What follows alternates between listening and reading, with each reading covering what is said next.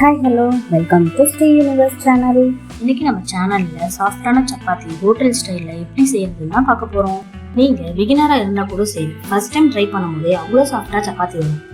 வீடியோவை ஸ்கிப் பண்ணாம ஃபுல்லா பாருங்க, அப்பதான் நான் சொல்ற ட்ரிக்ஸ் எல்லாம் உங்களுக்கு கிளியரா புரியும்.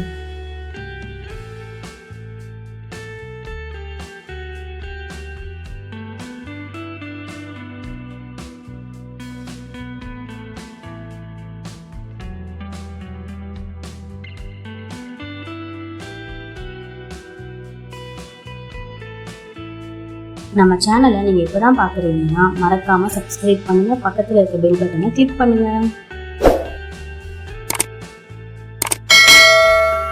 சரி வாங்க வீடியோக்குள்ளே போகலாம். இப்போ நல்லா கவனமாக பாருங்கள், நான் சொன்ன ட்ரிக்ஸ் இதுதான். ஒரு பவுலில் 2 கப் மாவு எடுத்திருக்கேன். மாவில் 1 ஸ்பூன் ரவை, 1 spoon sugar, 1 spoon salt and oil சேர்த்து கூடவே கொஞ்சமாக தண்ணி சேர்த்து மாவை நல்லா அழுத்தி கொடுத்து பிசைஞ்சிக்கலாம். இந்த அளவுக்கு நல்லா அழுத்தம் கொடுத்து பிசைஞ்சதும் மாவு மேலே கொஞ்சமாக ஆயில் அப்ளை பண்ணி வச்சுக்கலாம். இப்போ நான் டச் பண்ணி காமிக்கிறேன் பாருங்க, இந்த அளவுக்கு மாவு நல்லா சாஃப்டாக இருக்கணும். இதை ஒரு 30 மினிட்ஸ்க்கு அப்படியே விடுங்க.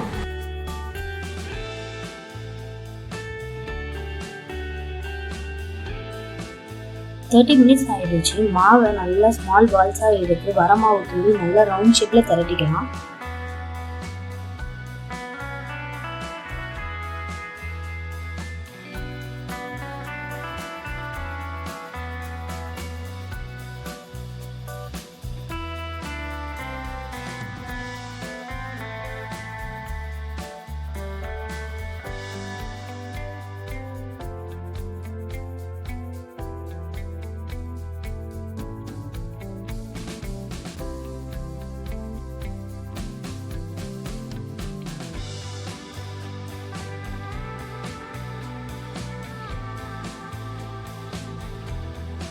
பாருங்க, மாவு இந்த அளவுக்கு திக்னஸ் இருக்கணும், அப்பதான் சப்பாத்தி நல்லா சாஃப்டா வரும். திக்னஸ் அதிகமாக போச்சுன்னா சப்பாத்தி சாஃப்டா இருக்காது.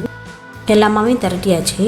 ஒரு சப்பாத்தி கல்ல ஸ்டவ்ல வச்சு ஆயில் அப்ளை பண்ணிக்கலாம். அது நல்லா காஞ்சிடும். அதுல திரட்டி வச்ச சப்பாத்தியை போட்டு ஆயில் அப்ளை பண்ணிக்கலாம். சப்பாத்தி ஒரு பக்கம் வெந்ததும் இன்னொரு பக்கம் திருப்பி ஆயில் அப்ளை பண்ணி இன்னொரு சைடு வேக வச்சுக்கலாம்.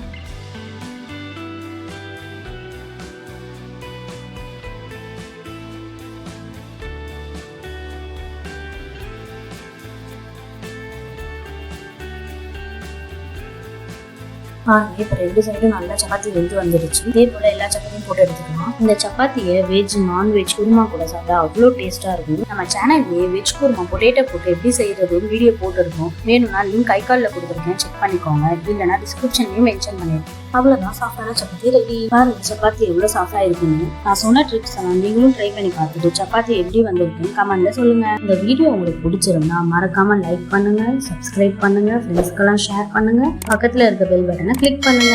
Thank you for